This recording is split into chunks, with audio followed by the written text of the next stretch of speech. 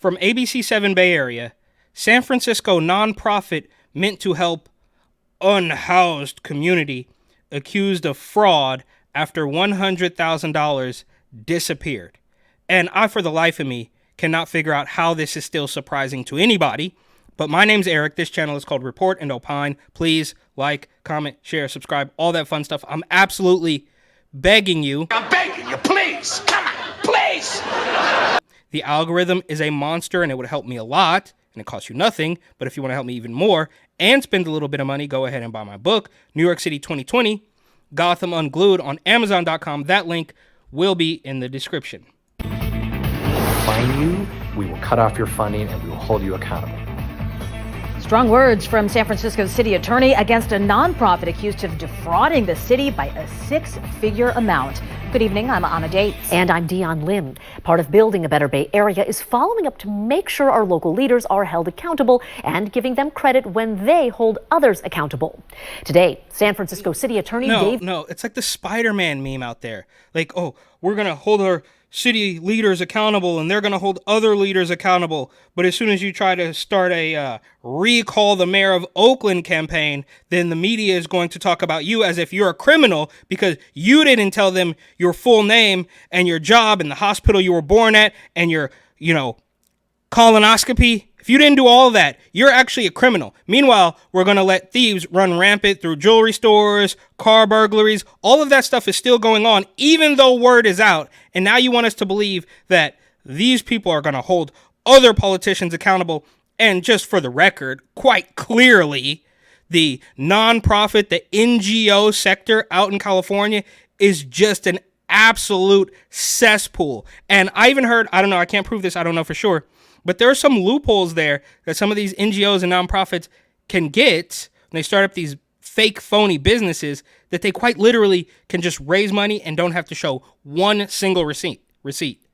And it's showing. It's clear to everybody, and stories like this are going to keep happening, and I'm sure a bunch have already happened that flew under the radar, and nobody's going to do anything except, we're going to give scumbag, greaseball, bang your wife, Governor Gavin Newsom even more money to clean up the homelessness.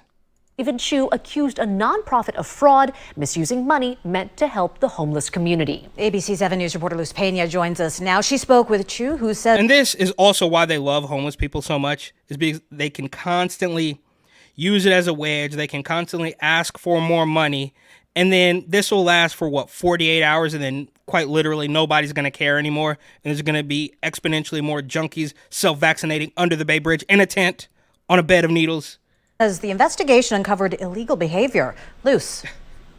On an AMA, San Francisco City Attorney David Chu is accusing Providence Foundation of misusing more than $100,000, money that was meant to benefit people experiencing homelessness. He said these findings are just the beginning. They love this. People experiencing homelessness and the unhoused community. It's just homeless people, bro. Junkies, bums. And I'd be willing to bet that the vast majority of these people experiencing homelessness, even in a crazy expensive place like the Bay Area, are just junkies, right? Few and far between, you're going to have some people that fell on hard times and they weren't able to make their payments and they got kicked out on the street, or they started living in their old RV. Yes, perhaps. But more than likely, it is people strung out on dope. And of course, the politicians are taking advantage of them by just asking for more money, and these NGOs are doing the exact same thing, and then the politicians are looking at the nonprofit business owners, and it's just it's a complete mess. Beginning of their push for accountability. Fake invoices collecting more than $100,000 led San Francisco City Attorney David Chu to take action against Providence Foundation. Our office is going to be seeking the debarment and suspension of a nonprofit called Providence Foundation. Oh, yeah, I believe him, right? This weird, effeminate little dude in San Francisco. We're gonna be seeking suspension and disbarment. Okay, bro. Invoices were submitted in 2022 for painting of the exterior of the Oasis Hotel and the removal of locks at the hotel. The city's attorney's office discovered that work was never done. Our action today starts the process to ensure that Providence is not able to apply for future contracts. It is up to the city, as we're reviewing this, on whether The current contract. Look. I'm sorry. I have zero proof of this, but he is quite literally talking like a guy who is in on the scam and trying to throw the sense, in a different direction. Because you guys, I mean, it's all tainted. The waters are so muddy. Nobody is to be trusted. Does anybody think for one split second that this guy, whatever DA or city attorney or whatever in San Francisco, is going to bring the hammer down and clean up the corruption of a nonprofit who's probably getting a kickback from, allegedly? Would end. Providence Foundation operates the Oasis Hotel, a shelter for families experiencing homelessness. We went to their offices for comment. You mean a junkie hotel, right? Hotel for families experiencing homelessness. It's a junkie hotel. It's an SRO. Has anybody ever... Bro, go to the Tenderloin and you let me know if you think it was just a whole bunch of families who fell on hard times. No, bro, it's a bunch of like 45-year-old dope fiends and their grown dope fiend children. And their staff closed their doors. Providence receives city funds to operate a navigation center, as well as multiple housing subsidy and voucher programs. For years, they have received grants through the city's Department of Homelessness and Supportive Housing.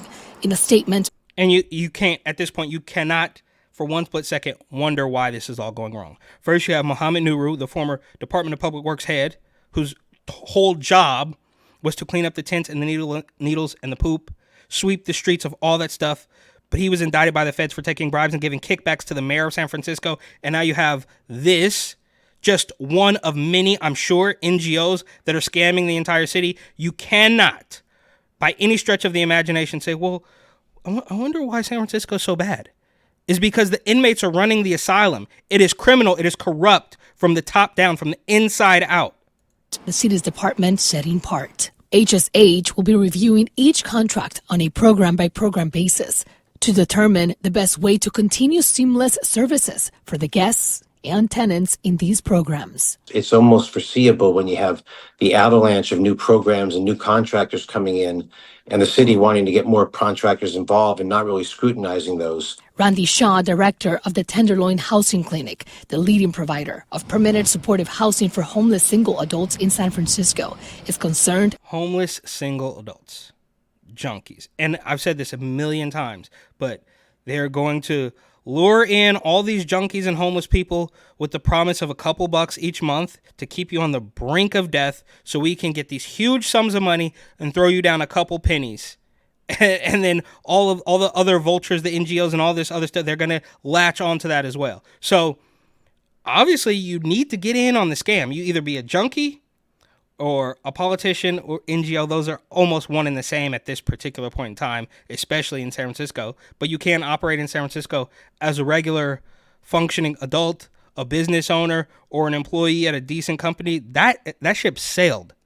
About what these findings will mean for other nonprofits like his. Social media is filled with tweets about corrupt nonprofits in the homeless sector, but the reality is there's a lot of nonprofits involved. These are still a small number, and they give us all a bad name. Our data team found that San Francisco has awarded over $213 million to nonprofits in the housing and homelessness sector for contracts starting in 2023 to present. The city attorney's office said they will Okay, well, I don't know. Something's off with the timer there.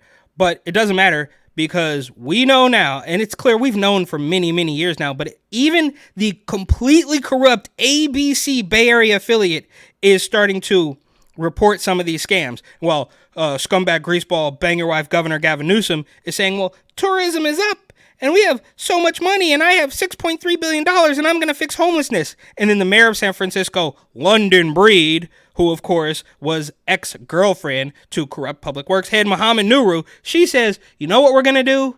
We're going to just have a party. San Francisco Mayor London Breed announced the legislation Friday. It would create the first designated public outdoor area with legal open container alcohol sales and consumption in California. She says it was partially inspired by First Thursdays. The opportunity to do more fun in the streets of San Francisco by allowing a certain area and businesses within those areas and restaurants and bars and others to provide alcohol that you can basically sit out on the corner right in front of the restaurant and hang out with your friends and have a beer.